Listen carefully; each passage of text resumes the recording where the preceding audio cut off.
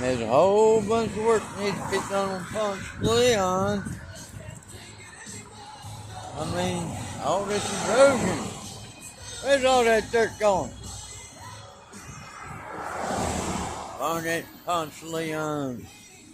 That's where all that dirt's going, right down that drain.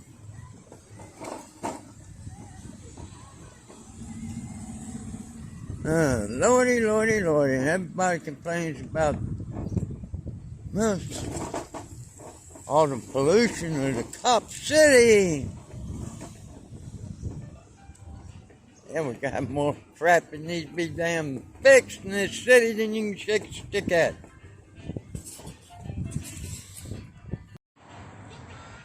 But money is going to be spent on the streetcar, transportation funds. I mean, that should be used on, like out there on Ponce de Leon. That's where that money should be spent, not on a streetcar. That's going to disrupt a lot of stuff. Seriously, it's time to get that stump out of there and fix this sidewalk. This is North Avenue, Freedom Parkway down now. And that is Barnett. Damn. Yeah, you wonder why I'm grouchy all the damn time. Want to yell at somebody. Well, I think I got a good reason for it.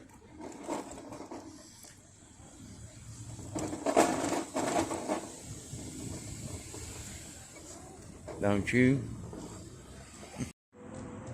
Even if you're just a pain in the ass. If they put the streetcar in here, and I want to come in on the belt line and get to that elevator, I will not be able to do so. Yeah, well, it's a little, but yeah. Being disabled isn't fun when you can't get to what you want to get to, because they want to put a streetcar in where this grass is. All this grass area. They want to put a streetcar in here. Folks that live here, work here, won't be able to get to the Kroger that's right down the street. I mean, seriously, inconvenient much. You won't get from there to there when they got it all tore up for the streetcar. Inconvenient. When they're putting the streetcar in, you won't be able to get there from here.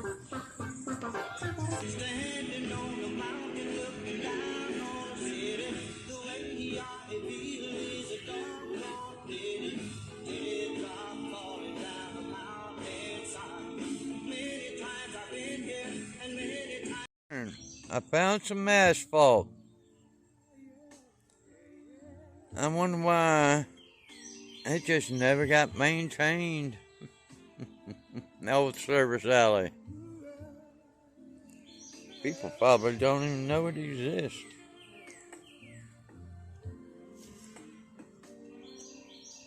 Only a little bit of asphalt in this whole section of alley. I know just about every off-road spot I can think of. Here, there, and yonder. To California on April 12th, but when the train arrived at a rail stop 2 weeks later in the Mojave Desert, the rail car was empty. The company filed a report on May 10th. Now, the Federal Railroad Administration, the California Public Utilities Commission, Union Pacific, and Dyno Nobel are investigating. The rail car was transported back to Wyoming for inspection. In an email to NTD, the spokesperson for Dyno Nobel said there is no indication of any danger to the public and no indication the Really? flights were intentionally taken by anyone. Instead, the company said the rail car started leaking at the bottom during transit and that the amount would not harm the surrounding environment and communities since it's used for industrial and agriculture purposes. The chemical was headed to Saltdale, California. During the COVID-19 pandemic, many California hospitals were forced to use their reserve funds as the cost and demand for nurses spiked. This week, the governor signed a bill to provide financial relief to California hospitals still struggling. Governor Gavin Newsom, along with members of the state's They made legislature, a killing. signed the Distressed Hospital Loan Program bill into They law made a on May killing. 15th. The one The north side of Lafayette Square at 16th Street just before 10 p.m. Eastern Time Monday night. Authorities said Kandula made threatening comments regarding the White House at the scene. A preliminary investigation by the U.S. Secret Service revealed that the driver may have intentionally struck the barrier. More news from D.C. Emotional scenes at a congressional hearing today highlight the real-life impact of illegal immigration. Meanwhile, a group of lawmakers from both sides of the aisle are introducing an immigration reform bill. NTD's Arian Pazdar has the latest on border policy. If we had stricter border policies, my daughter would still be alive today. Nothing will bring my daughter back. Tammy Nobles is the mother of Kayla Hamilton. Kayla was allegedly murdered by an MS-13 gang member who entered the country illegally. At a Tuesday hearing, Nobles told the story of how someone entered her daughter's home last year and strangled her to death.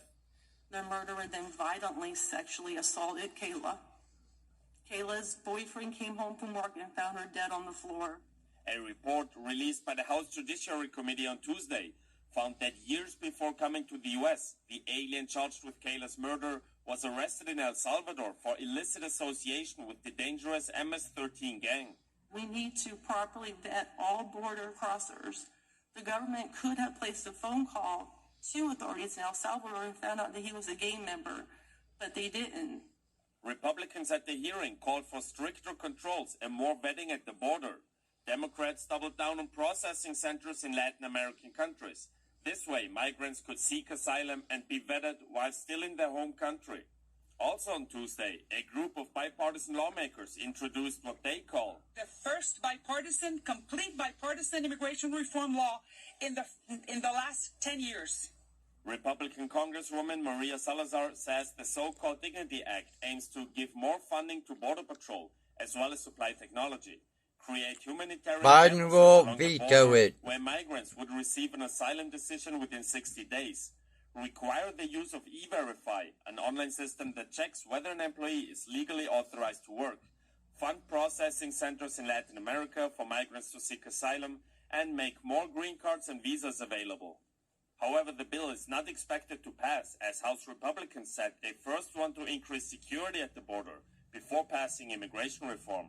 Meanwhile, House Republicans on Tuesday said the Halt Fentanyl Act will be introduced this week. Lawmakers say it would Supply law enforcement with the tools needed to keep fentanyl off our streets. The White House this week welcoming the decision, saying the act aims at things which the administration has long supported.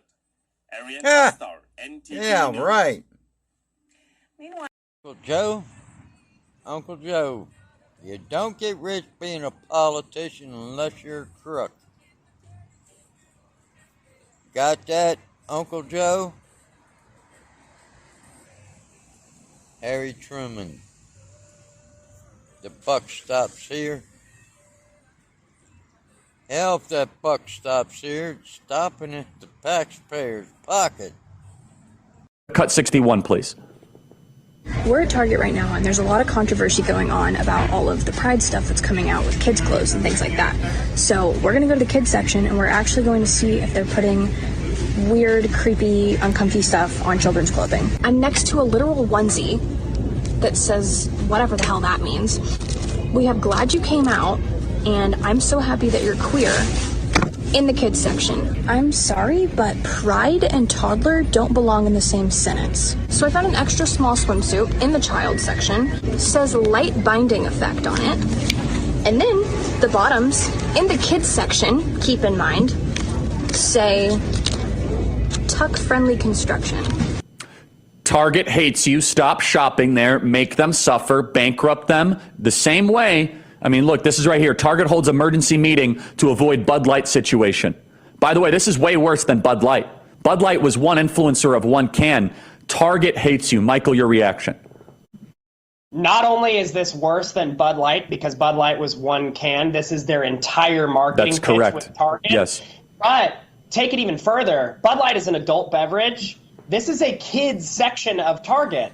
So the fact that they're actually taking it even further than just adult messaging about this trans nonsense, and they're actually trying to target your kids, Target is acting as a groomer in this situation. They want your kids to stumble upon these products here. They're not being shy about that. And even the emergency meeting that you just correctly pointed out, Charlie, they're specifically targeting the southern stores because they're afraid that the southern stores are going to produce a Bud Light situation. So all they're now doing is not actually even repenting of the fact that they're trying to groom your children. They're simply trying to pander to minimize the boycotting effect of the conservatives that should be really angered by this and avoiding Target like the plague. So Target does not have a genuine bone in their body. They are now getting scared that we are going to properly associate their brand with really perverse actions toward the next generation. And so we need to step up as consumers and recognize that our dollars clearly have power. Let's make Target hurt, not just in the southeastern Make them suffer. Let's make them suffer. It's going to take down the culture and the country. According to Marx, everything must be seen through the lens of oppressor and oppressed. Our property rights have continued to get weaker. The threat of these takings is no longer just for public use, but also for better use. This means that the government can force the exchange of property from one private citizen to another private citizen. This is nowhere near the Founding Fathers' intentions. We now have a record share of Americans that have never been married, I being one of them. In fact, the median age of a first marriage has never been higher. Now, you may be thinking this is only affecting single adults. Well, not exactly. According to Pew Research, 1 in 4 parents living with their child are unmarried.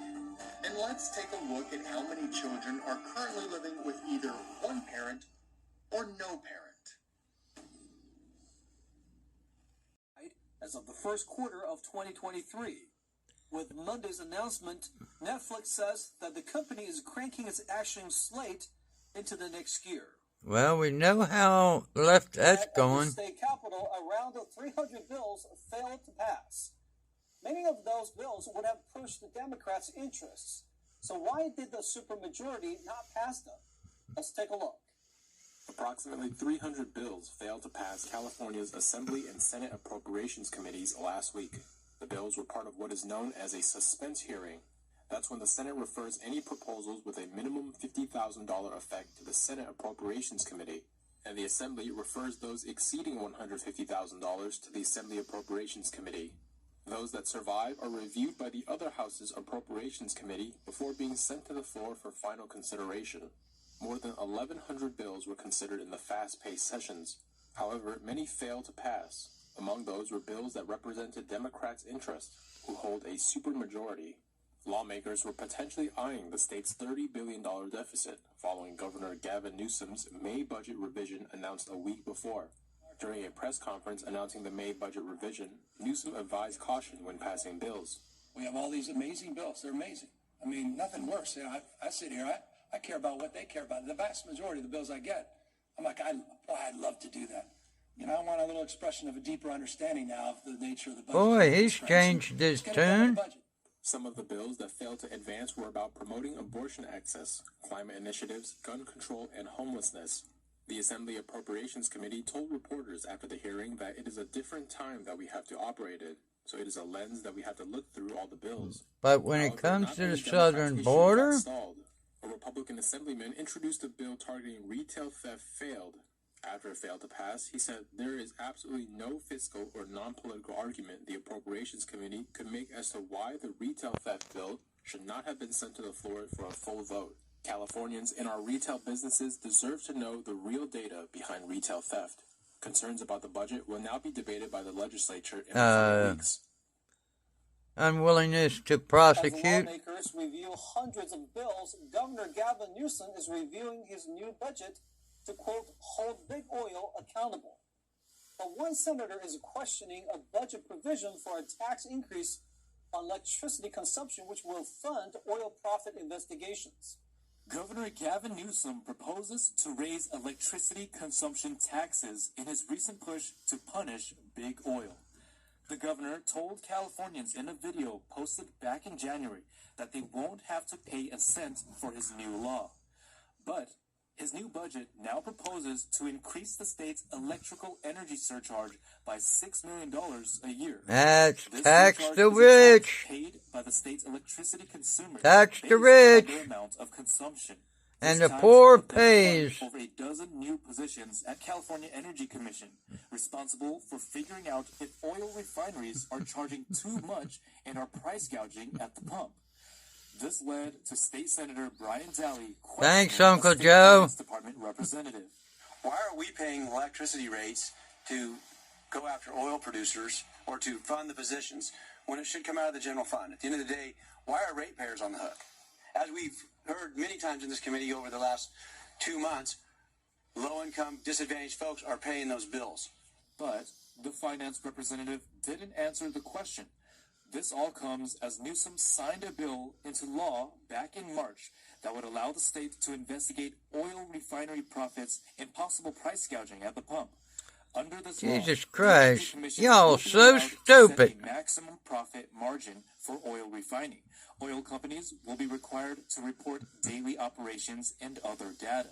Oh A my spokesman for God. Newsom said this new law should not be blamed for the proposed surcharge increase, saying, quote, the change to the California Energy Commission funding proposal would have been the same This is so whether or not stupid. the gasoline price gouging law was enacted, as this is the third time this proposal has been presented given the CEC's ongoing structural budget deficit.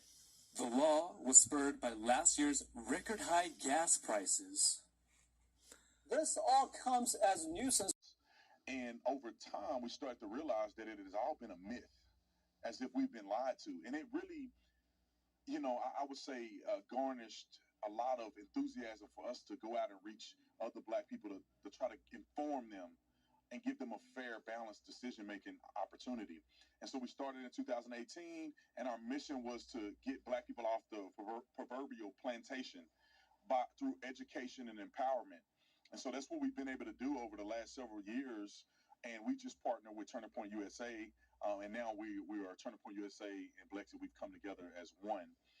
But over the years before the merger this year, we had chapters. We've gotten over, I think, 48 chapters in each state. So we're in 48 states, and we've been able to go out in the community and not only use words, but also use action. We go out, we do back to school drives, we do barbecues and do things in the community to give back. We do things for pro-police. We have pro-police opportunities where we do Back to Blue events and different things like that. So that's pretty much the gist of what we do with Blexit, and it's been incredibly successful. But we look forward to exponential growth here moving forward, because we really think it's invaluable that young people get the opportunity to hear the truth and then make a proper decision from there. What would you say are some of the biggest challenges facing, these underserved communities, and what are some of the solutions, and how do you view it in terms of faith? Yeah, the lack of God and perspective are the two things that I see that plagued me when I was a young man, and I see it playing out today. I think that in these underserved communities, these inner city communities, these minority communities, there needs to be a revival of connecting with God again. When I was growing up, I felt like we had a closer connection. Even before that, it was even closer to going to church and understanding biblical principle and knowing the power of prayer and principle. Because now marriage is just a thought in the wind somewhere. It's not rooted in the foundation of our experience in these cities, because no matter how much money you make, you can still carry the principles of God and say, you know what, I'm going to be married and have children and be fruitful. And that perspective have gone by the wayside. And then also leaders that are in the community are failing us through perspective. Walking around with a lens of victimhood is not conducive for anybody.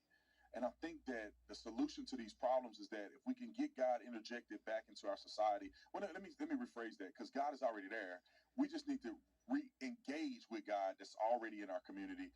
And then if we can get our leaders to start being honest and truthful about our affairs in the inner city, we will do better. And I'll say this too, I'll add that not only are the current leaders need to change, but we need emerging leaders to come behind them and be truthful and honest and really build the community through the proper American dream perspective. Let me get your thoughts on America's founding, and how significant are the principles of freedom of belief and freedom of religion? Well, I think that those are very important. Our founding is very important and essential to why I'm here today. We not too long ago in our country's history, Black people were slaves. But the truth of the matter is that the founding fathers put in provisions that always gave the open door for people to be free in this country. And that's how we've seen the abolishment of slavery and equality that we've seen throughout our country that's very unique than other countries. People like to criticize America, but I think we're the most diverse and the most accepting country in the world. And I'll add to this, maybe to our detriment at times, but we are the most graceful. But those provisions were put in place a long time ago to allow for that freedom to exist. So I think the founding fathers, although they weren't perfect, and nobody can name a single society that came from perfection. I mean, we've been struggling as humanity all the way from biblical times, even before that. I think that our founding fathers had a level of God in them that gave them a limited perspective to put in these provisions that they may not have been aware that they will be fruitful moving forward. So, Brandon Tatum, thank you so much. God bless you.